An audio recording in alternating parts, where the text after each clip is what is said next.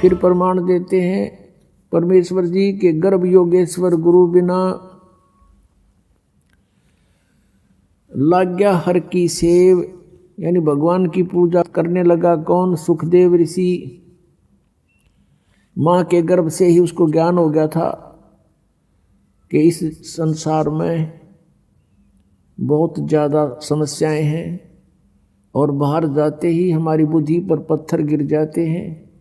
माँ के गर्भ में इस प्राणी को सब याद रहता है कि तेरा उद्देश्य क्या है और तू पहले जन्मों में कितने कितने कष्ट उठा चुका है, जिस कारण से 12 वर्ष तक माँ के गर्भ से बाहर नहीं आया। सुखदेव ऋषि, ब्रह्मा विष्णु महेश ने उनसे कहा कि आप बाहर आओ, नहीं तो यह मर्यादा बदल जाएगी। 12 वर्ष तक माताएं कैसे बच्चों को गर्भ में रखेंगी? 9 महीने में बहुत परेशानियां हो जाती हैं। तब सुखदेव ऋषि ने कहा था कि बाहर आते ही आपके तीनों गुण हमें चेतनाहीन कर देते हैं, पूर्व की कोई जानकारी हमें नहीं रहती और हम अपने उद्देश्य को भूल जाते हैं। अंदर से ही वार्ता कर रहा है सुखदेव ऋषि। और सुखदेव ने कहा कि मैं इस कंडीशन पर बाहर आ सकता हूं कि आप अपनी इस त्रिगुणमयी माया को रोक लो थोड़ी देर, जब तक मैं बाहर आऊं। तब उन्होंने कहा कि भाई इतनी देर हम इनको रोक नहीं सकते, हमारे बस की बात नहीं। हम कुछ सेकंड के भी कुछ हिस्से में रोक सकते हैं, ये समझ लो, बस सेकंड से भी थोड़े समय में, इतनी देर ही। तब सुखदेव जी ने कहा कि आप इतनी देर रोक लो इसको। इतनी ही देर में वो माँ से बाहर आया, माँ के गर्भ से बाहर आया। 12 वर्ष का था, उठ कर चल पड़ा। अपनी ओर नाल को कंधे पर डाल लिया। सुखदेव ऋषि के जो पिता थे व्यास जी, व्यास जी ने कहा पुत्र तेरी मैंने 12 वर्ष तक इंतजार की है, कम से कम दर्शन तो दिखा। तब सुखदेव ऋषि ने कहा ऋषि जी अब मैं इस ज्ञान से परिचित हो चुका हूँ, या कोई किसी का पिता पुत्र नहीं है, ये तो संस्कार उलझे पड़े हमारे, और ना जाने कितनी बार आप मेरे बाप बन लिए, ना जाने कितनी बार मैं तेरा बाप बन लिया। अब के मैं अपना पीछा छुड़वाऊंगा, भक्ति करूंगा और इस संसार से मुक्ति पाऊंगा। यूं कहकर आकाश में उड़ गया। पिछले बैटरी चार्ज थी, पिछले जन्मों के सिद्धियां उसके पास थी। कहने का भाव ये है कि वो सुखदेव ऋषि फिर अपने आप उस सिद्धि प्राप्त से, हल्दी की गांठ से पंसारी बन गया। पिछले जन्म की उसकी भक्ति की शक्ति कमाई थी, जिस कारण से वो आकाश में उड़ जाता था, इंद्र के लोक में चला जाता था। वहाँ के ऋषि महर्षि, वहाँ के देव उसका बहुत सत्कार करते थे। एक दिन इसी भ्रम में सुखदेव ऋषि विष्णु जी के लोक में चला गया और वहाँ उसको एक स्वर्ग होता है प्रत्येक लोक में, रेस्टोरेंट जिसको कहते हैं, और स्वर्ग के अंदर उस रेस्टोरेंट में उसी व्यक्ति को अलाउड होता है जिसका कोई मान्यता प्राप्त गुरु हो। बिना गुरु के व्यक्ति को स्वर्ग में स्थान नहीं। जब सुखदेव ऋषि उस होटल में प्रवेश करने लगा रेस्टोरेंट में, पहरेदारों ने मना कर दिया कि रुक सुखदेव जी, आपका गुरु कौन है? ऋषि जी। सुखदेव ने कहा कि मुझे गुरु की आवश्यकता नहीं, मैं अपनी मर्जी से, अपनी शक्ति से यहाँ उड़ के आ गया हूँ। पहरेदारों ने कहा कि बिल्कुल नहीं, आप अंदर नहीं जा सकते। भगवान विष्णु का आदेश है कि बिना गुरु का व्यक्ति स्वर्ग में प्रवेश नहीं कर सकता। अब सुखदेव ऋषि ने कहा कि मेरी विष्णु जी से बात कराओ। इतना अंडी पाक रहा था। अब सुखदेव ऋषि ने सोचा था कि विष्णु जी मुझे शाबाशी देंगे और कमर थपथपावेंगे कि वाह बच्चा वाह, वाह महर्षि वाह, बहुत अच्छी भक्ति की, पहुंच गया स्वर्ग में, उड़ का आ गया। विष्णु जी के पास जब ये बात गई कि एक सुखदेव नाम का ऋषि मृतलोक से आए हैं और स्वर्ग में प्रवेश करना चाहते हैं, उनका कोई गुरु नहीं है, भगवान आपका क्या आदेश है? तो विष्णु जी ने कहा कि आदेश मेरा फाइनल है, आज को नया आदेश नहीं है, बस पार्ख दो, उसको मना कर दो। उन्होंने कहा जी हमने मना कर दिया है। वो कहता है मैं यही रहूँगा जब तक मेरी विष्णु जी से बात नहीं होगी, तब तक मैं वापस नहीं जाऊँगा। विष्णु जी बाहर आए और पूछा ऋषि जी यहाँ कैसे आए? अब सुखदेव ऋषि ने सोचा था भगवान बड़े खुश होंगे, भगवान के बोलने के लहजे से वो समझ गया कि ये खुश नहीं है। तब सुखदेव ऋषि ने कहा कि मैं स्वर्ग में विश्राम करने आया हूं।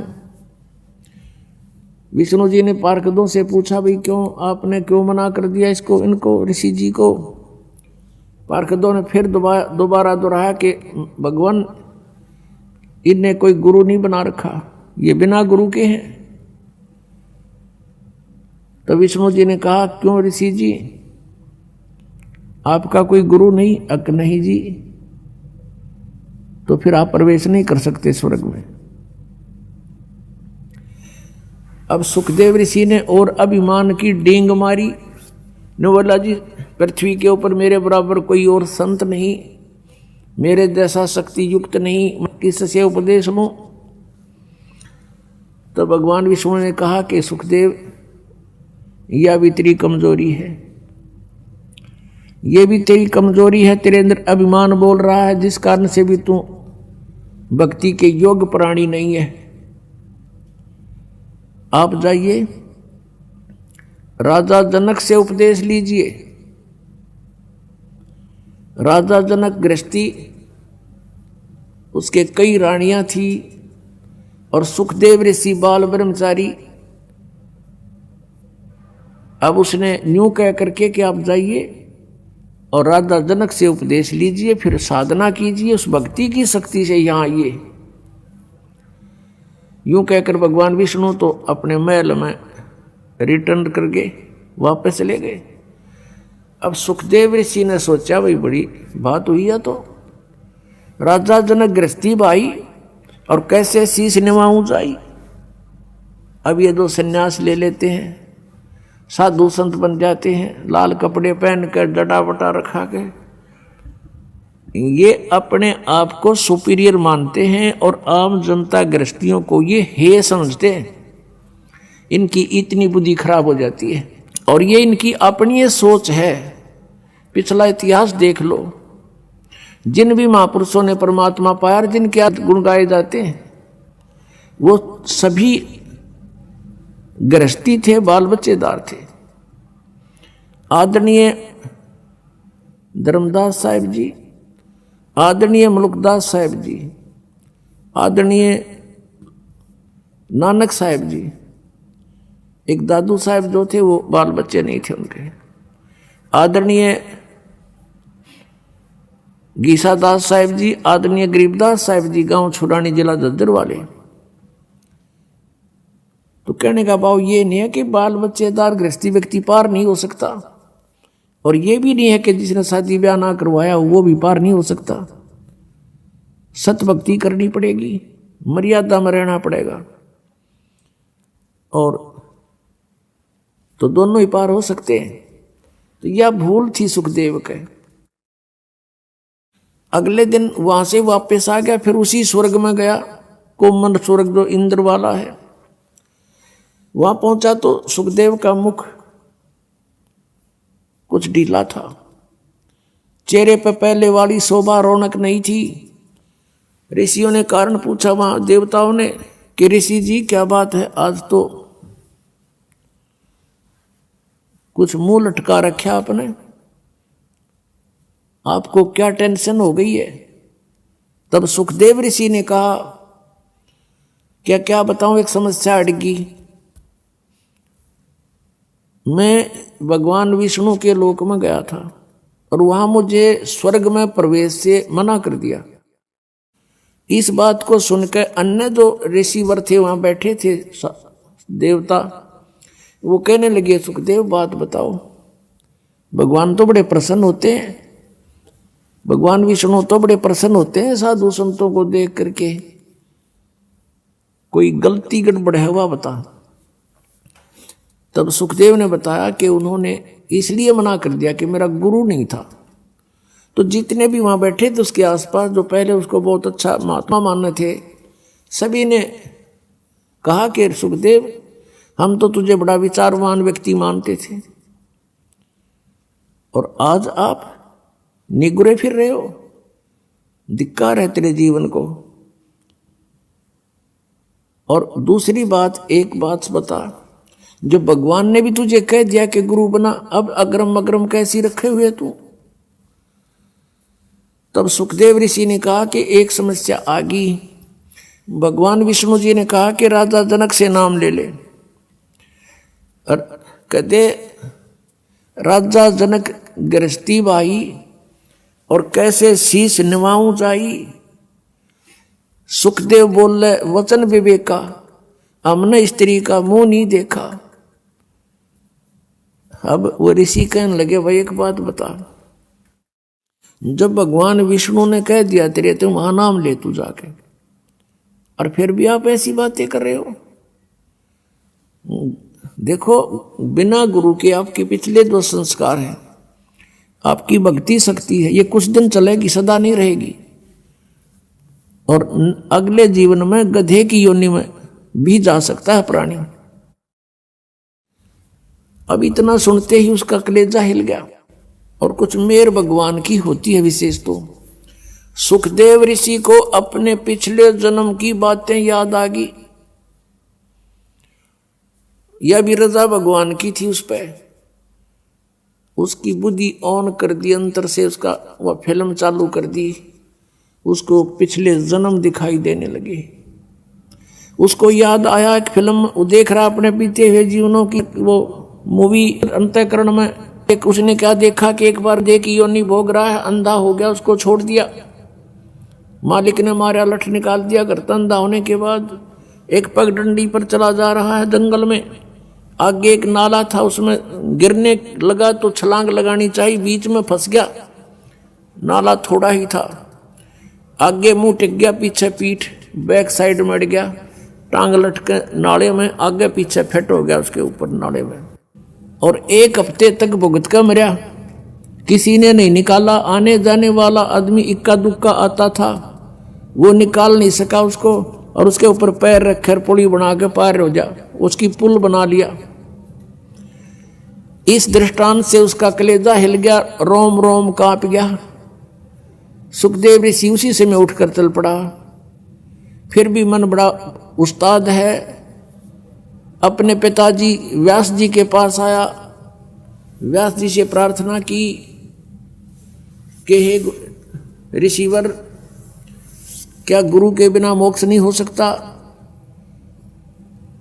अब सुखदेव ऋषि ने, व्यास जी ने कहा कि नहीं बेटा, गुरु के बिना मोक्ष नहीं हो सकता, कोई भी साधना सफल नहीं हो सकती, मोक्ष तो दूर की बात है।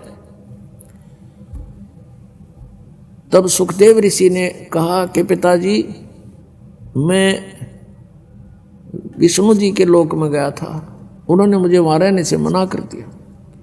व्यास जी ने फिर यही बात दोहराई कि कारण बता। वो ऐसे नहीं करते, कभी किसी को वापस नहीं करते, वो तो सीने से लगाते हैं भगवान विष्णु। तो तब नीचे को गर्दन करके कहता है कि मैंने गुरु नहीं बना रखा, उन्होंने कंडीशन रखी हुई है कि गुरु धार कर, यानी गुरुमुख व्यक्ति ही यहां आ सकता है। तो व्यास जी ने पूछा, क्या बेटा तेने गुरु नहीं बनाया? अगर नहीं। अब व्यास जी कहने लगे, बेटा मैंने ये सोचा था पुत्र कि मेरा नाम रोशन करेगा। अरे तूने तो नरक में जाने की तैयारी कर ली, इतना समय खो दिया, और मुझसे तू चला गया था, दर्शन भी ना दिए थे। चल मैंने सब्र कर लिया था, मेरा पुत्र अपनी भक्ति करके कल्याण करवा लेगा।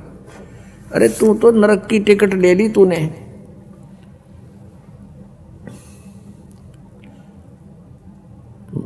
तो कहते हैं जो ऋषि साधु संत होते हैं वो एक के सुर में बोलते हैं, एक ही उनका जो विद्वान पुरुष होते हैं एक ही हिसाब की बातें करते हैं, उसमें अग्रम अग्रम नहीं होती, कोई कंसेशन नहीं होती। तो सुखदेव ऋषि ने कहा कि भगवान ने एक समस्या पैदा कर दी। उन्होंने कहा कि तू राजा जनक से नाम ले ले, और राजा जनक तो बाल बच्चेदार है, उसकी कई रानियां हैं। अब मैं उसको कैसे प्रणाम करूंगा गुरु रूप में। व्यास जी ने माथे का हाथ मारा, अरे भले आदमी, तेरा जन्म गृहस्थी तो होया, मैं गृहस्थी, मेरा बाप गृहस्थी, तेरे दादे परदादे सारे गृहस्थी, उनके बिना तेरा जन्म कहाँ से होता। और जब भगवान ने ये कह दिया और तू फिर बकवाद कर रहा है, तू ऋषि तो छोड़, तू तो एक आम जनसाधारण भी नहीं है। इतनी कड़वी बात अपने पुत्र को कहनी पड़ी उसके हित के लिए ऋषि व्यास जी ने। और पुत्र जाके पैर पकड़ दे राजा जनक के, महापुरुष हैं एक नंबर के। अपने आत्मा कहते मरता क्या नहीं करता, वहां से आ गया राजा जनक के पास आया। शाम का समय था। राजा जनक ने कहा अपने नौकरों से कि भी महापुरुष आए हैं, आसन लगा दो। अब वो नौकर लगे उनका ऊंचा आसन लगाने के लिए, तैयारी करी, कपड़े उपड़े लाए। तब सुखदेव जी ने कहा कि नहीं महाराज जी, मैं तो जमीन पर बैठूंगा। अब राजा जनक ने कहा कि हे महात्मा जी, मेरी बेइज्जती मत करो, आप महापुरुष हो, हम गृहस्थी व्यक्ति हैं, हमारा दर्जा जमीन पर बैठने का है, आपका उच्च आसन पर बैठने का है, आप ब्राह्मण हैं। सुखदेव ऋषि चुपचाप नीचे बैठ गया कि नहीं, मैं आपको गुरु बनाने आया हूं। अब यह राजा जनक का जचा नहीं कि एक ब्राह्मण क्षत्रिय को गुरु बनाने आ गया। और उस समय तो बहुत इनके अंदर जो है ना महत्व था, अपना महत्व मानते थे, अभिमान था ब्राह्मणों में, ऋषियों में। तब सुखदेव ऋषि को नीचे बैठा देखा तो सोच गया कि कुछ बात है।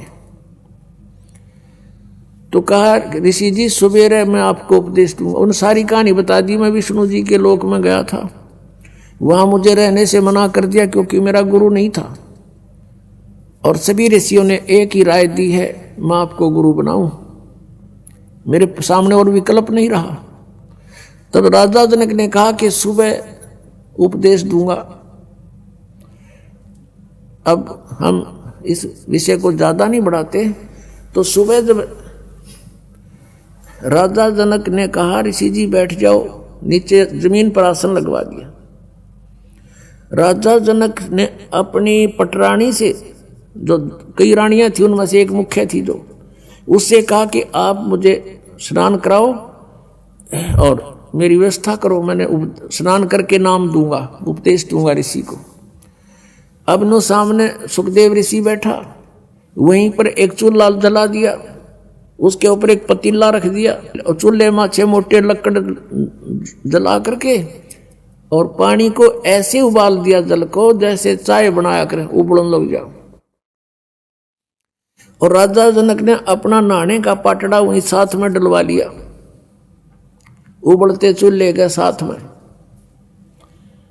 उस पानी का जहां उबल रहा था, गर्म हो रहा था, वहीं साथ में रखवा दिया। और उसकी कपड़े काट के बैठ गया, धोती बांध गए।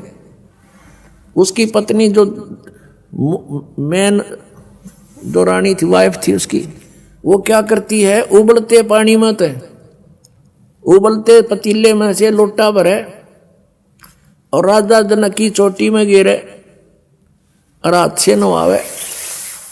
और उधर से सुखदेव ऋषि नो सुकड़े पाछे नोवे, अगदड़ेगा यू।